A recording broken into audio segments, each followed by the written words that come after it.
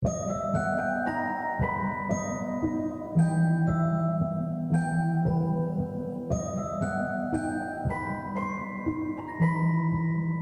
Megan Hamilton, and this is the Embracing Enchantment podcast. I was going to do something different for today's episode, and I decided that what I felt might be helpful collectively, but also what is helpful for me today is that I want to talk about a little bit about what's going on. And I want to pull some tarot cards for some guidance. Probably like me, you are a person who cares about other people. Probably you're striving to be a good person in this world, and maybe what that means changes a lot. You want to be aware and learn about things, and you want to also develop your connection to spirituality in whatever realm that holds for you. Same. And today, just the news, I wouldn't say it's hit me with grief. I might be beyond grief at this point. Maybe you feel this way too. I mean, I'm almost a 52-year-old woman. I'm not almost a woman, I am a woman. I'm almost 52. I'm Gen X. I grew up before computers. I would say that almost everybody I know has known to some degree that what is unfolding was always there. But I would say, and certainly a lot of people, specifically Black people and Indigenous people, have known what's really behind all of the prosperity that the Western world enjoys.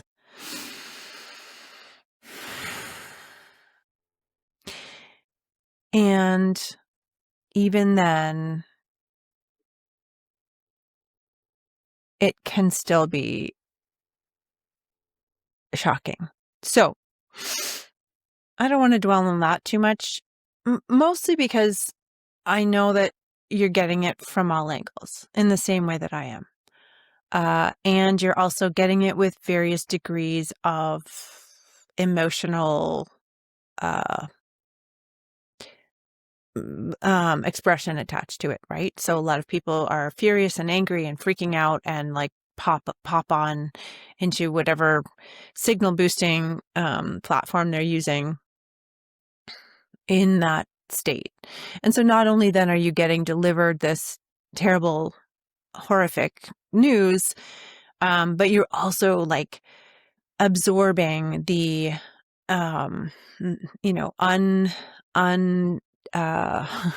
untamed emotional response to it. And I understand that that is one way of dealing with your feelings. But I also might say that it also contributes to the collective never-ending, ever-growing trauma that we're experiencing, right? So I don't want to do that today. And I'm not even feeling that today. But I have been thinking a lot about the concept of both and, which is very prominent in tarot, and also is one of the principles of magic, which is being able to hold two seemingly opposite principles to be true at the same time. And so that's where we look at things like light and dark. Something can be both incredible and also terrible. People contain multitudes, right? You can have a friend who like is a wonderful person in one way and then like not a wonderful person in another way. You can believe in science and you can also believe in ghosts. Because what I find helpful, especially in this year, which is the year of the tarot card of the year is the Wheel of Fortune. And we get that by adding 2 plus 0 plus 2 plus 6, year 2026, we get 10. And then, you can reduce that further to the Magician. But what I am reminded of, and I'm trying to really just sort of hold true as almost like a filter that I'm putting everything through, is this will change. The winter will change. How things are happening will change. We don't know when, we don't know how long, but we can both be horrified, but also hopeful that things might now have the power to change, because one of the things that has been true is that all of this stuff has been happening, whether we were aware of it intrinsically or somewhat or not at all, put blinders up. All of this has been happening the whole time. And if we didn't know, then we were going to be building on a shaky foundation anyway. So, what do we do? Well, as witches or people who are interested in magic work and transmutation and spirituality and the power of hopefulness, and not Pollyanna hopefulness, but like actual, like, okay, if we want the world to change, what's my role in that? What could it look like? And how do we live together, even though we don't agree perfectly on every single thing, et cetera, et cetera. So one thing I did the other day that I found very helpful was I did a freezer spell, and I used one from Molly Donlin. And there's so many out there that you can use. And basically, you write down people who are creating harm. You write down their names, and then you fill a bag with all kinds of stuff to freeze their actions. Different than a hex. And you fill it with all the stuff and then water, and you put it in your freezer. And I did that, and it felt good. And so, do I think that my freezer spell is going to like stop the actions of this horror show that's unfolding? No. Do I not think that? Also no. Like, I believe in the power of intention, and I believe in the power of being mindful of what we want as a vehicle to get what we want, because we won't get what we want if we don't know what we want. You know what I'm saying? This is why I do new moon stuff, because it makes me sit down and think, okay, well, what do I want?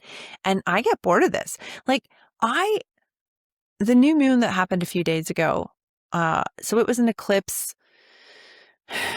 and I mean, things are just chaos right now anyways, right? But I kind of sat down to think about, like, what do I want? And I was like, oh, it's the same stuff. And then I thought, well, does that mean it's not working? And the answer has to be no. It's just things happen on a timeline that we don't necessarily understand. So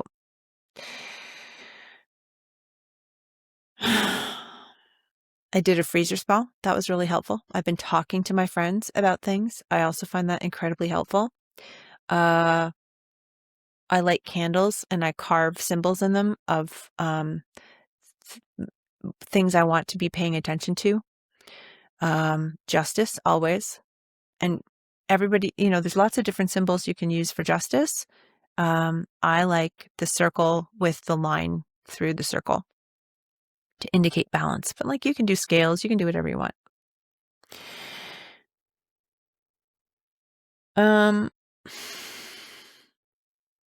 And an end to suffering is another thing that I'm really keeping present of mind a lot. Especially for folks who are innocent and have not done anything to deserve the what has befallen them. So, and like, I can feel like I feel today, which is a little bit disoriented, hard to focus. The news threw me, and that can be okay. And I can know that I'll probably feel different tomorrow, or I'll have different energy. And keeping all of that in mind is also very helpful. I hope that whatever, I don't even like, I'm now at the point in this conversation where I can't even remember exactly what I've said, but that's okay. Because we're going to pull tarot cards and the cards are going to tell us. So, tarot, I know this is not your favorite thing to do, but I want you to tell us either what to do, what to focus on, what's coming, and what we need to know. And I just pull a series of cards. Hanged Man. Okay, well, God damn it. Okay. Hanged Man is about shifting your perspective. Obviously, this person is hanging upside down, one foot tied to this tree trunk contraption. And they have a halo. They have reached some kind of enlightenment through this shift in perspective. And you could say, okay, well, they're upside down. So they're seeing the world with different eyes, basically, right? Which is something I've thought about tons over the years, right? How to see things differently, especially when things feel bleak and complicated and horrible. And again, we're not Pollyanna. It's not like, oh, well, we're just going to focus on what we want or the bright side or whatever. We want to be rooted in reality, but there's also always room for, I don't know, something to look forward to, some change that you want to be fighting for, whatever that is. And also something that's come up a lot over the last maybe year, I'm not really sure when this started for me, was this idea of enlightenment through suffering, which is, I didn't make this up. There's references to it, in the Bible, certainly, and, throughout different religions and cultures and philosophies. But I certainly would caution any of us who are not suffering, especially in the same degree that some are, to say, oh, well, there will be enlightenment, or, I don't know. Something good always happens out of every situation. Because no, that's not always true. However, what if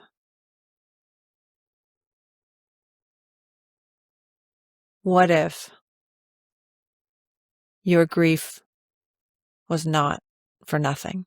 What if the pain and suffering meant something?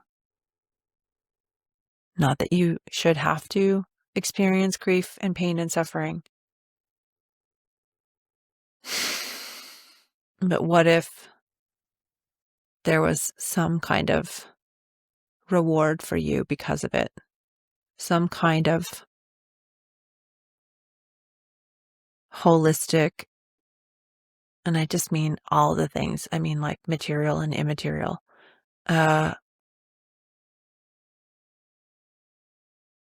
Balancing of the scales. some justice. You can tell that I don't feel super comfortable saying those things, and yet I pulled the hanged man, and I actually want to cry right now. Felt like I couldn't not say it because there it was. Okay, what's next? It's because it doesn't seem fair. And it's not fair. So that's why it's so frustrating that concept is so frustrating. Okay, here we go.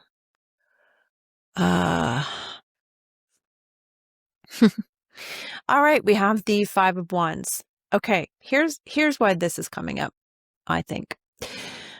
We have to. I mean, it is not a question anymore. We have to learn how to be in conflict with each other. We have to learn how to regulate our nervous systems, even though that might seem absolutely impossible. And some of us, have more activated nervous systems than others, through all kinds of different reasons. And yet we have to learn how to regulate our nervous systems, because it is the only way that we are going to be able to be in conflict with each other and communicate with each other within that conflict. So when we have the 5 of Wands, we've got 5 people who are sort of sparring with each other with these giant wands, and yet we can see that none of them are hurt. There's no bandages, there's no psychic wounds, and they're all there sort of seemingly voluntarily, right? Like any of them could leave. Nobody's changed to this situation. And this is kind of the way we have to bring a lightness to these very complicated, complex, difficult, passionate conversations that need to happen right now, so that things can get done, because things need to get done. And if we don't start figuring out how we want things to look, people are going to swoop in and make those decisions for us, right? In the event that everything kind of breaks down. So what does that mean?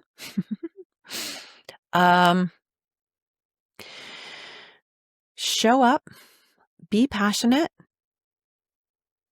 listen, and do not require everybody to be perfect, because that is not how the world works. People will make mistakes. People will say the wrong thing. People don't know better. We have to be able to talk to each other. And the other thing is, and I've said this before in another place, if you come at somebody full of rage and anger, whatever, even if it's right, even if it's fair, right? Which often is, it doesn't matter what you're saying. They won't be able to take it in. When's the last time somebody came up screaming to you and you were able to take the message and be like, oh yes, you're right? Our activated nervous systems activate other people's nervous systems. This is what I was talking about earlier when I was talking about people coming on, social media, for example, and just full of freaking out. That affects people.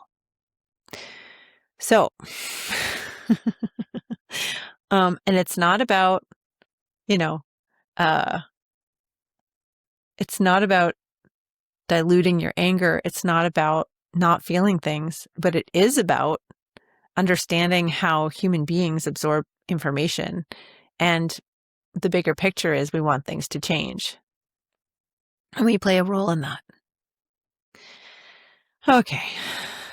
How are we doing? What's next?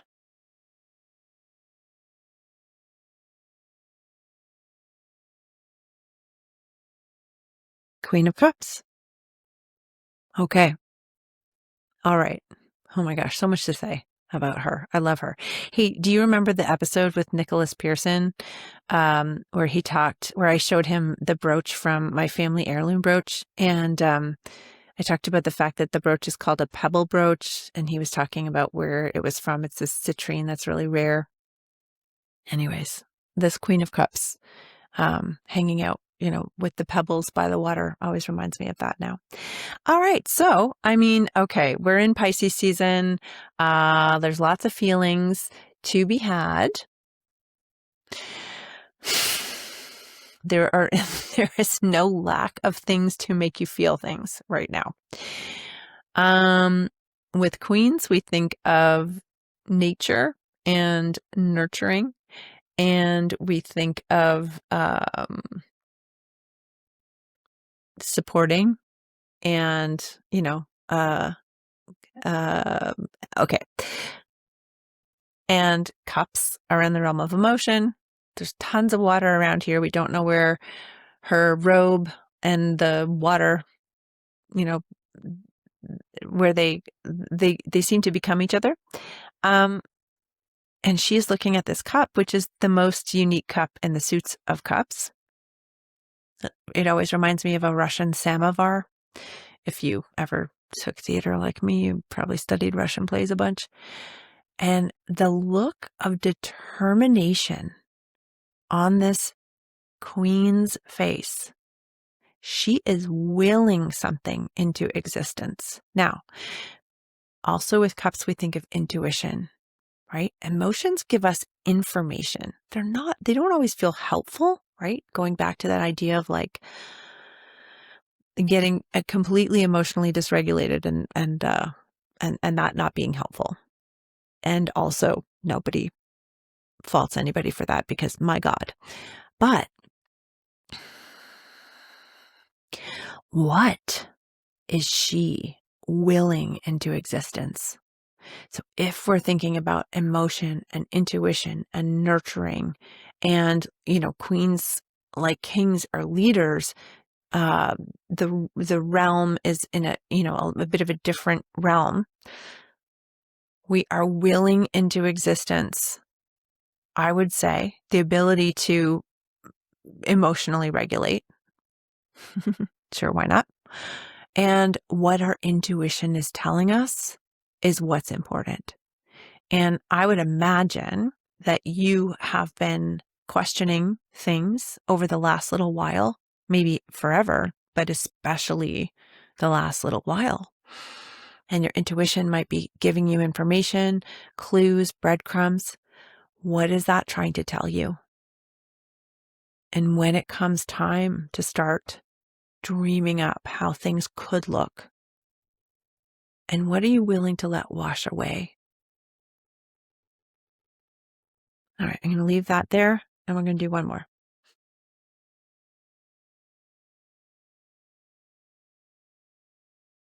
I had decided, I didn't do notes for this one, which is unusual, but I had decided, I was like, oh, I should tell people that what I do.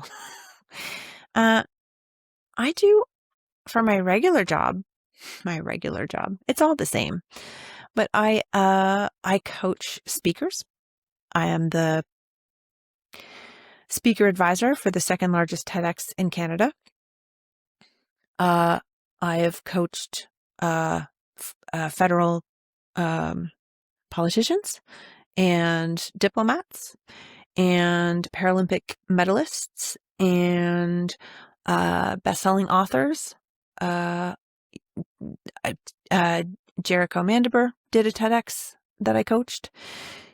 You might know them. That's why I'm mentioning their specific name. It's beautiful, by the way. It's called The World Needs Weirdos. Highly recommend looking it up. And I also, so my work is about performance, or sort of, like technical skills to be able to present yourself in a way that feels good, because, a lot of people struggle. They're like, I'm, really good at what I do. I have all of these great things. And then when I get in front of people, I just turn into a version of myself that doesn't match with what's going on. So I also work with small business owners to help people figure out how to show up in marketing, especially when it's difficult. And if you're curious about that, then I recommend checking out my website, which is, you've heard me say embracingenchantment.com a bunch, and certainly that's for the podcast, but impactwitch.com is my website. And may I also take this minute to thank you for being here. Many of you are, get in touch every time there's an episode to let me know what you think. And I really appreciate it. And I love doing this podcast. And I truly appreciate signal boosting support, right? So if you love an episode, sharing it, social media shares are really helpful. Listening to the podcast. Yeah, rating it. You can also send us a voicemail if you want. You can find all that information at embracingenchantment.com. Okay. What's our last card? This was supposed to be 10 minutes, but I have ADHD. Oh, God damn it. Okay, fine. Seven of Swords. All right, listen. I believe in honesty. I believe in integrity. I believe in fairness. And I also believe that when these motherfuckers have now created this catastrophe with no remorse, with no care about what they've done, and are hoarding all of the money while people are starving, I think it's abso-fucking-lutely fine to not be fair with those people. Let's just put it that way. If you change the rules, so what do I mean by that? With the Seven of Swords, we've got somebody who's snuck into, it's a war, and somebody who's snuck into the other side and stolen their weapons, thereby rendering them incapable of fighting in the war.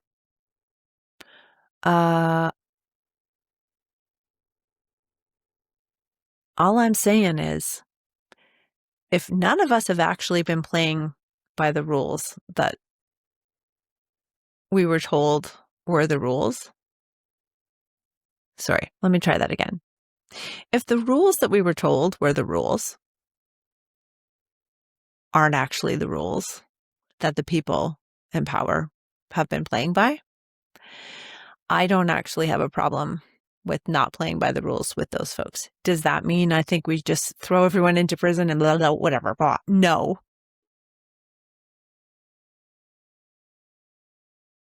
But sometimes I think in order to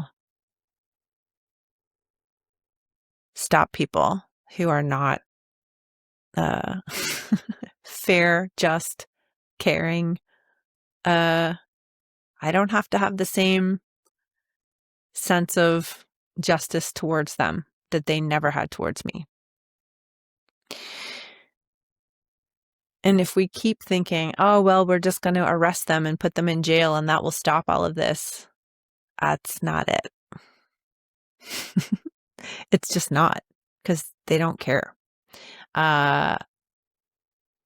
So what does that mean? I don't know.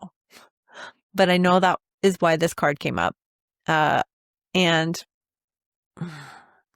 like sometimes I think of this card, it's like the mom card where you know that you kind of have to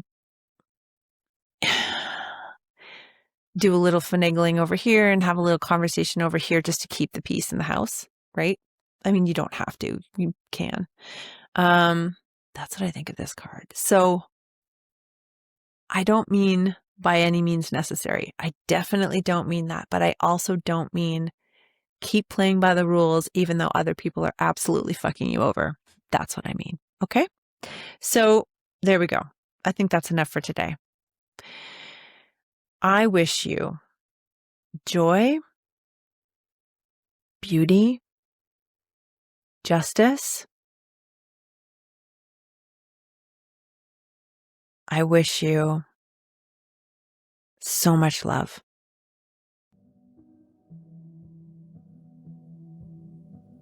And I'll see you in 2 weeks. You can find out, what do I say at the end here?